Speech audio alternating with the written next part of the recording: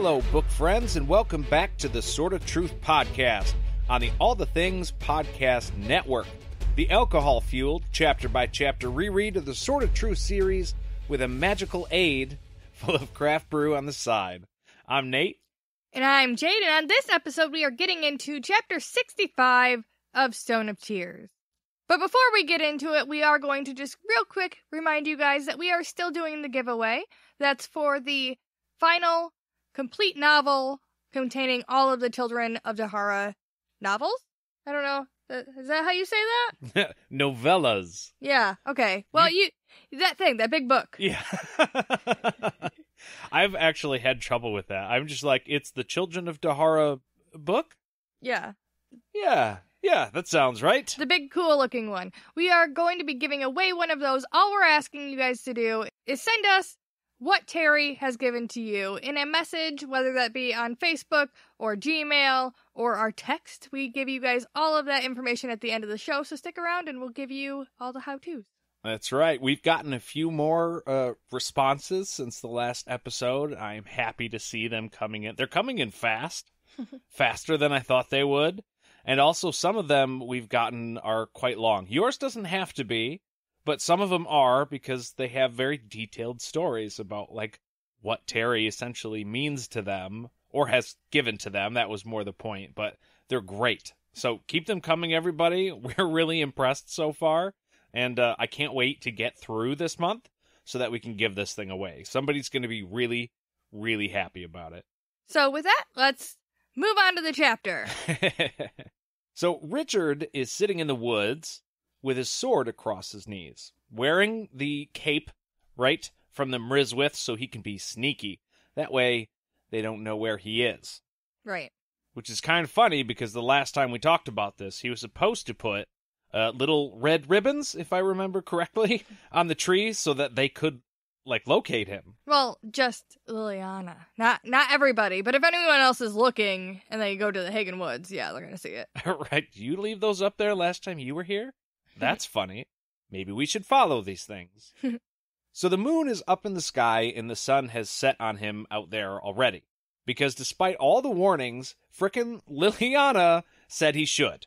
Yeah, just on her word, we're gonna just go out there and do the thing that everyone says is a really bad idea. Sounds like a plan. It's literally the would you jump off a bridge if somebody told you to. Richard would. If it was Apparently Liliana. he would, yeah. If it's Liliana. She would just look at reason. him and say, you know what? I haven't seen a motherfucker jump off of this bridge all damn day. Maybe you should try it. Maybe it's super awesome. That's why they don't want you to do it. He's been told not to trust anybody, and he has taken that to heart, and he has not trusted anybody that has given him valid reasons to trust him. But fucking Liliana, man. It's those weird eyes. They're hypnotic, Jade. Okay. Liliana shows up, and she's fairly confident for being in the woods at night. Everybody's kind of freaked out about the woods normally, but she's apparently fine. She sits down, and she has the aid, which is actually the Quillian. Quillian? I say Quillian. It looks like Quillian, so I don't blame you for that, although Quillian makes it sound spacey. Whatever, man. That thing. It is clear instead of amber, but we know that's just because it doesn't have, like, wizard magic inside of it yet, and right. She tells him it will amplify his magic so she can use it to get the collar off, since she can't do it alone because of the subtractive magic that she doesn't have. Yeah, she has qualified this the whole time by saying she doesn't have subtractive, so this thing is going to be necessary. We know that to be false, but without thinking about it much, and of course, Richard, from where he's sitting, he doesn't have the information we do, so he doesn't know that she's a Sister of the Dark, and on top of that, he implicitly trusts her, at her word, no matter what. Right. So while we're saying he's being stupid, he has to have a through line of, well, obviously she's telling the truth, because subtractive stuff, but it feels to me like they didn't get that deep into why it doesn't work. They just don't have it, and so it won't work, and Richard's like, oh yeah, no, totally. When...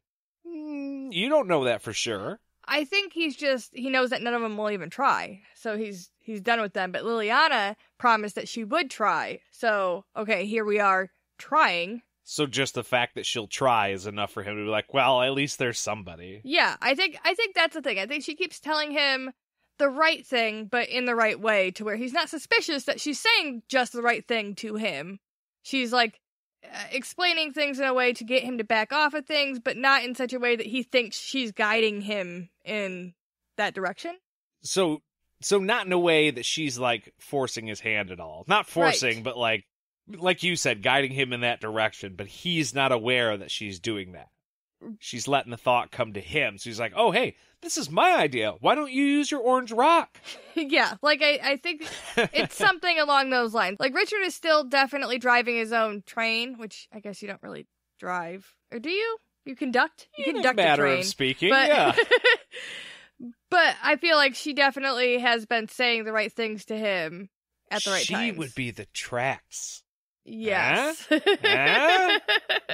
So he wants to start right away, but Lilia, and this is, I guess, an example of that. He's like, let's fucking go. And you would expect her to be like, sure, man, let's do it, okay? But she's like, no, I want you to know for sure exactly what we're getting into. You have to fully understand what's going to happen. According to her, the ade's going to pull the gift from him so she can use it how she needs to use it, and it's going to hurt. Like, a lot.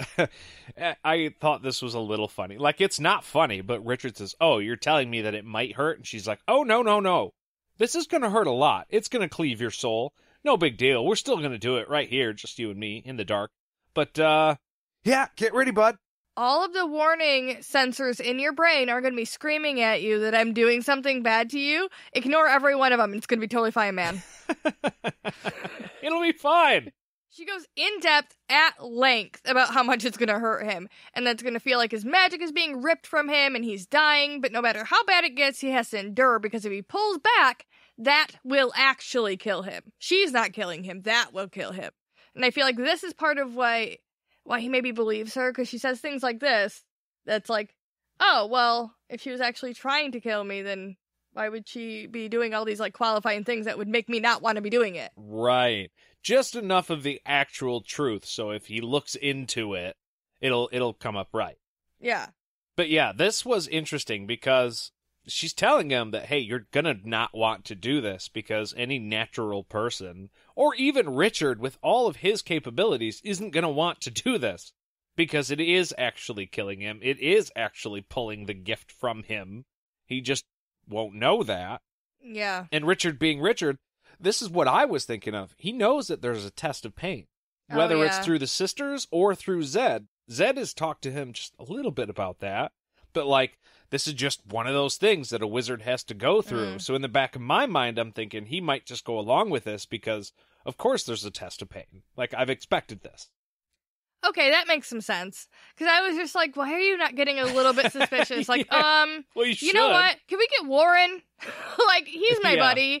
I just need somebody witnessing this interaction real quick. He's kind of smart, you know? I think that maybe he could figure this out. Maybe even without the pain thing. Ooh, there's an idea. But she ends up using the one thing that definitely locks Richard in. See, if we don't do this, Kaylin's going to die. And I know that you don't want that. And at that, he's like, yeah, no, I'm in. Let's go. Right now. Ready. Let's go. Yeah, I mean, he'll do anything it takes to keep her alive. So, yeah, you're going to cleave my soul from my body and give me the worst pain ever. I'm ready. Why didn't we start 5 minutes ago? Plus, apparently, he just, like, trusts her. That's one of the things he keeps saying. I trust you, Liliana. And I'm like, well, why, though? For me, it definitely goes back to the fact that we didn't see a lot of Liliana and Richard time. It's all just kind of in a gray fog where Richard recants what kind of happened in big generalities, and we weren't there, so we're not close to her. But it's like, had we been, we'd probably be picking holes in it still. Yeah, probably. I probably still wouldn't like the bitch. So she puts like a finger kiss on his cheek and tells him that he will never ever know how much this means to her. Again, weird. Very. Then she tells him to just do what he normally does, and then she's going to do the rest. It starts as it does every time he goes to touch his Han. Then gradually the pain like starts, and then it gets worse and worse, and then like eye-popping, soul-ripping worse, like she promised. And fast too. At first it's like, oh, everything's normal. Oh, yeah, that hurts a little bit. Holy shit, worst thing I've ever felt. Yeah, not great. No. And, like, he keeps hoping that Liliana will just hurry the fuck up. Because it hurts. And then the Quillian starts glowing orange and the blackness starts to overtake him. I'm assuming that the pain is so great already he's about to black out. Yeah. Because, I mean, they are there at night, but I don't think that's what Terry meant. No, I think that, yeah, he's like, he can't lift his head, he can't breathe very well, he's starting to pass out. It went on a little bit longer than we just described, but, like, it was a lot of just, like, this hurts, And long enough, apparently. Yeah. So he starts to feel Mriswith around him, showing up in the dark, and Liliana calls them pets and tells them that they need to wait. Richard thinks it's weird, right? And as he should, but that maybe the pain is making him delirious. So he thinks he's crazy. But you know that the Mriswith are not good. And you know that they'll attack anything that's there at night. Right. And she is communicating with the Mriswith. Now, okay, maybe he thinks he's crazy, but why would you just hear that for no reason? I think he thinks, yeah, I mean, that it's weird, but I think he thinks he's seeing them, and so he's imagining her saying that. Like, he's just so out of touch right now. I feel like I would be so out of touch only because of the pain. Like, I'd be focused on that. I probably wouldn't even be paying attention to what she was saying. Yeah. The simple fact that he heard this would have to mean for me that she said it very loudly. Because I'd probably be hollering or something.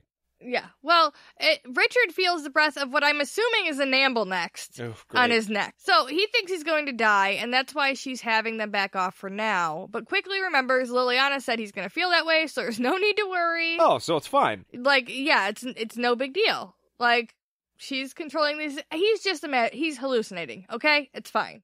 Now, at the very beginning of the book series, we were making jokes about how Richard was, like, running through the woods, all hopped up on whatever happened with whatever the snake vine bit him with. Like, he was delusional. I feel like if he felt funny, it would be one thing. But I don't feel like he's high or tripping or anything. It just hurts really bad. I think, though, at some point when you can't breathe very well, you do start to, like, get a little nutso. Oh, okay. So I don't know if I don't know if he's just like, okay, anything could happen right now, whatever. That might do it. Yeah. So the Namble gets close one more time and it starts to growl, which causes Liliana to flat out tell it can have his body in a fucking minute. Okay. And this is where I think she's making the mistake, because I feel like even if she was trying to get these things back off, she could have, like, not said it in a way that was so blatant. Right. She could be like, Richard, there are things around us right now. I'm going to try to hold them off with my Han, or something like that. And believable. Right. And, like, just try to keep them off, but without, because the only reason that he spurs into action here is because she finally says that for the third fucking time, and he's like, oh shit. And it makes him assume some things up. I thought maybe it was because, now not actually, but we know what the Namble is endowed with. Oh. And if it was, right close behind him. It's Pokey. So you're just saying. You're just talking about it dragging along his back. Okay. Yeah. Well, yeah. That's Richard is sitting down, crisscross applesauce. Yeah. And this thing's breathing on his neck. So it stands to reason. I mean. Okay. Just saying, it would have gotten anybody's attention. Yeah, I guess to be fair, we haven't actually seen the Namble eat anybody yet, have we? The only thing we've seen the Namble do is that thing. Right. So. The bad thing. Okay. Anyways. Richard does spur into action at this point. He yanks his power back. Not without effort, okay? But definitely easier than Liliana led him to believe. And much easier than I would have assumed it would be. Like, he decided to do it, and he was like, got it. I think it is related to the magic of the Namble. Now, we know what has to happen with the Namble and the woman for him to put the power into her, right? And if she even closes her legs just a little bit, like doesn't fully accept what is happening to her, it doesn't work. So I think for Richard, it's the same. He might not have had to, like, fully grasp all of his power and